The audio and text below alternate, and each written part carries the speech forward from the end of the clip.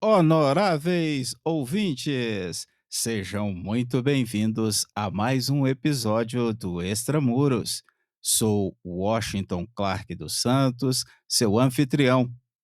No conteúdo de hoje, concluiremos a preciosa colaboração de Joel Paviotti, um pesquisador apaixonado pela história e seus impactos no presente, criador do canal no YouTube Iconografia da História, um espaço incrível no qual ele utiliza o poder da narrativa e da análise histórica para discutir temas da segurança pública e do crime organizado no Brasil com profundidade e clareza.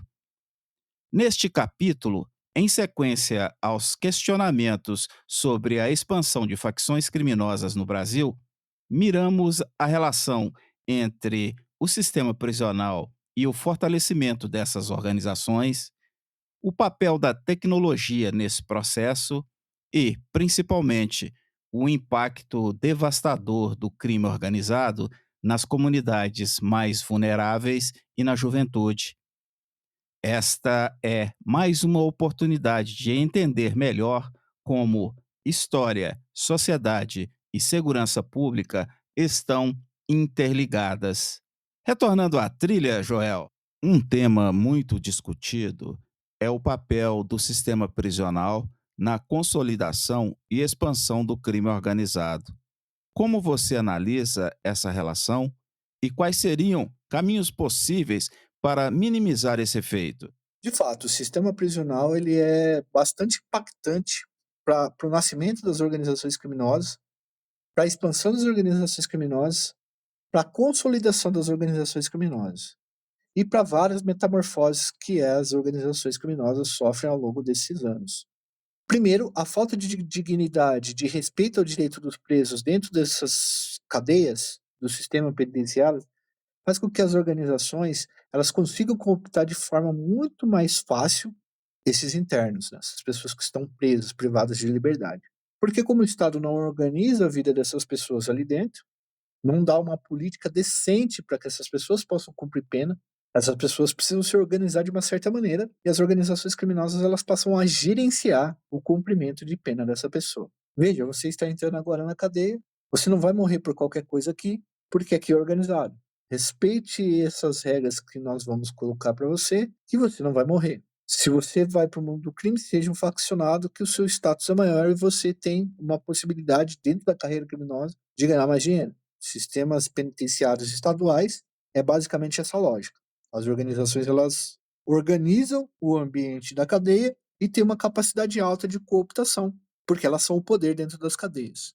É o sistema penitenciário federal, que abriga os líderes, é um sistema extremamente fechado, muito bem vigiado, pouca coisa consegue escapar dali de dentro que não sejam pequenas ordens e pequenos recados. E ao instalar esses presos lideranças das organizações durante muito tempo ali, você tem uma espécie de desorganização dessas organizações.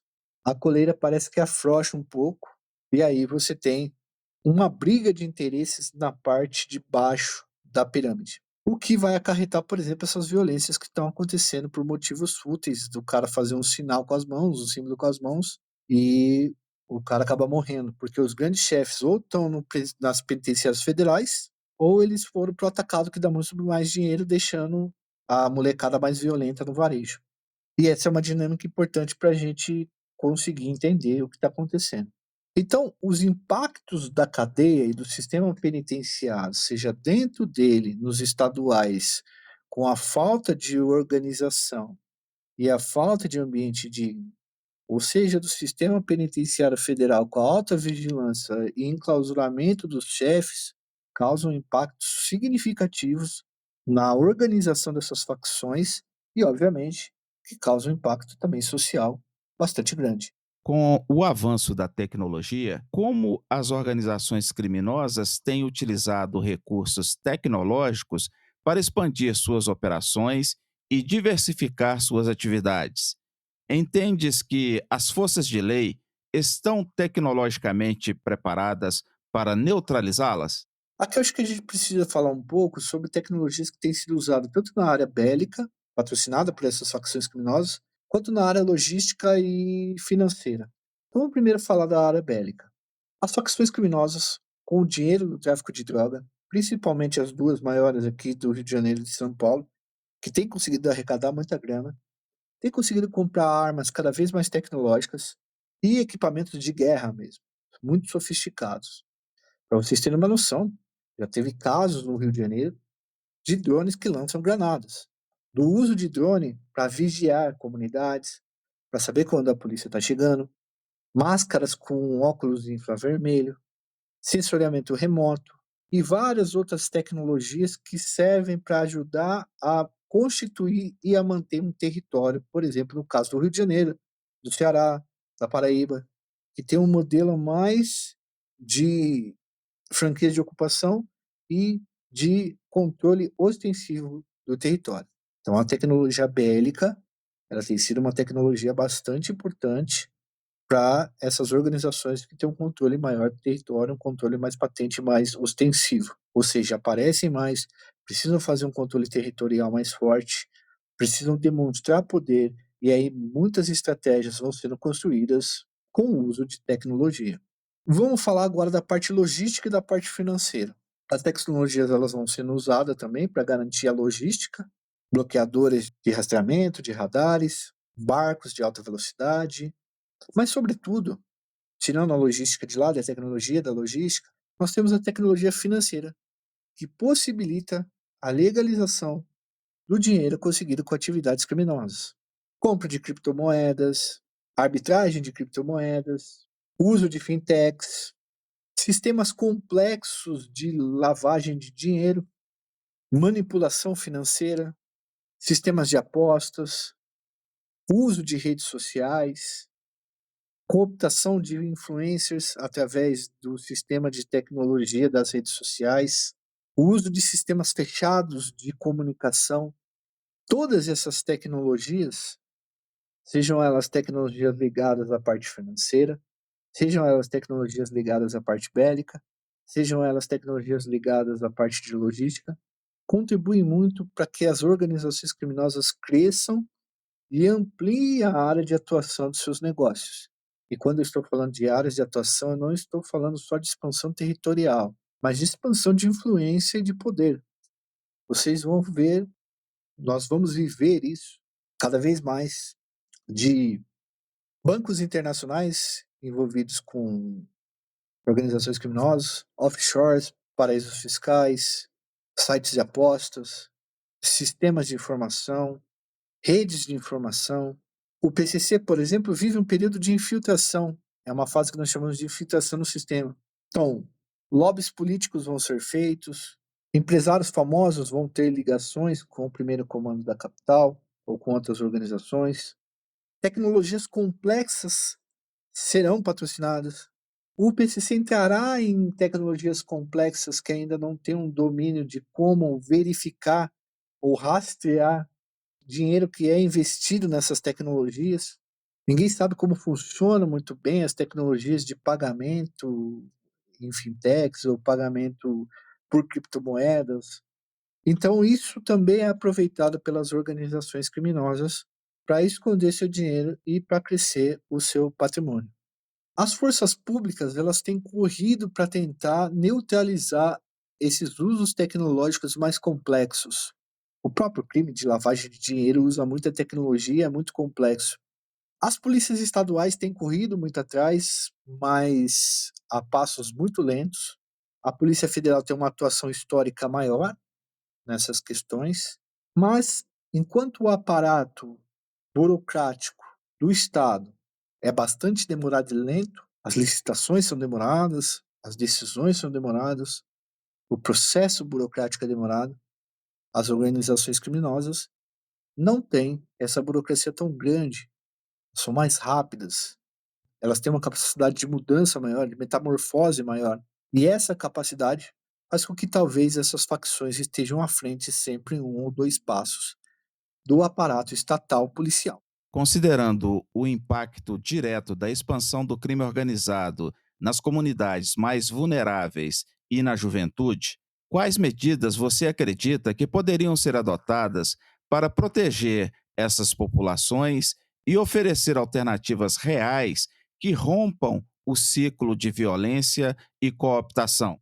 Sem dúvida alguma, a juventude tem sido muito impactada com toda essa dinâmica das organizações criminosas. Os grandes chefes do crime, que organizavam as sistemáticas internas das facções, ou pularam para o atacado, que dá muito mais dinheiro, ou estão aprisionados no sistema penitenciário federal, em cadeias de segurança máxima, que é muito bem vigiado, inclusive. Esses fatores deixaram o varejo nas mãos de jovens com um ímpeto muito mais violento e sem capacidade de organização, porque ainda são muito novos na caminhada do crime. Esses fatores têm gerado inúmeras polêmicas e mortes fúteis, como aquelas execuções de jovens que não têm necessariamente envolvimento com o crime, mas fizeram, sei lá, sinais de faccionados ou símbolos de faccionados, e esses faccionados observaram esses símbolos e não gostaram, atribuindo esses símbolos a grupos rivais. Criou-se meio que uma neurose e um medo de perder esses territórios, que essas pessoas mais jovens não conseguem gerenciar sem o uso desorganizado da violência. Eu acredito, mas com a crença bastante pessimista no que tange a realização, que o Estado precisa estar mais presente tanto na coação desses grupos, na ressocialização dos jovens faccionados, mas também dando condição para que os outros jovens não sejam recrutados em territórios dominados por essas organizações. No Rio de Janeiro, quando está em guerra e uma facção está tentando invadir o território de outra facção, as pessoas não podem descer para trabalhar, os jovens não podem estudar, os jovens não têm condições de sair para ir para uma faculdade, para ir para o próprio trabalho. Muitas vezes, quando trocam uma facção, muitos jovens que eram amigos dos traficantes ou cresceram juntos, eles são mortos, eles são expulsos das comunidades, dos territórios em que a outra facção entra, então eles acabam ficando reféns. Uma parte importante dessa juventude pensa na possibilidade de talvez se faccionar, e a outra parte vê tudo isso sem perspectiva ou com pouca perspectiva. Se o Estado não adentrar e não promover políticas públicas que possa trazer esse jovem para um ambiente menos violento e para um ambiente que exista uma expectativa, uma perspectiva de futuro, uma perspectiva de um futuro honesto, que você possa construir uma família, suas coisas, ter seus bens, ter harmonia, fica muito difícil de conter o aumento das organizações criminosas, as mortes de jovens, porque a maioria das pessoas que morrem nessas guerras são jovens, vai ser muito difícil que você consiga criar e constituir uma juventude saudável em seus mais diversos aspectos, principalmente nas áreas controladas por facções criminosas. Caminhando para o final de nossa conversa, meu caro, agradeço penhoradamente por você ter aceitado participar deste conteúdo. Deixo este espaço para suas considerações finais. Grande abraço. Eu não me sinto bem eu ter o prazer de cobrir pesquisas de facções criminosas e as suas demandas. Mas, infelizmente, essa cobertura é necessária até para levar para as pessoas, para que elas conheçam o que está acontecendo, né? O que está impactando a vida delas, no que se refere a organizações criminosas e a atuação delas no nosso país. O Brasil, sem dúvida alguma, passa por uma crise de segurança pública há muitos anos e sem prazo para terminar, ao menos sem prazo nem para arrefecer essa crise. Eu acredito que essa crise seja um problema que emana das questões estruturais do país, questões que fomentam um país tão desigual quanto o Brasil e garantem que uma parte da população só ouça falar das facções, enquanto uma outra parte gigantesca mais pobre tem que conviver em territórios dominados por um poder paralelo. Esse é o Brasil que se divide entre uma pequena elite que goza de privilégios inacabáveis e uma massa gigantesca de trabalhadores que apenas sobrevivem em péssimas condições.